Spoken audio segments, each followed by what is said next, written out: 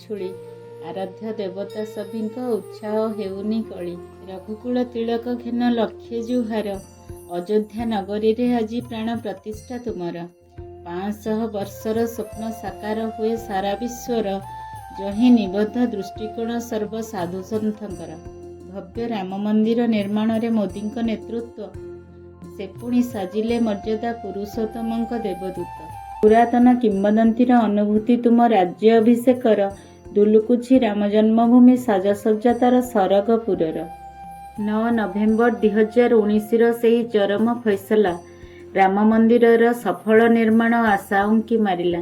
ସମ୍ମାନନୀୟ ପ୍ରଧାନମନ୍ତ୍ରୀଙ୍କ ଉତ୍ତମ ନିର୍ଣ୍ଣୟ, 5 ଅଗଷ୍ଟ 2020ରେ ଏହାର ଭୂମି ପୂଜନ।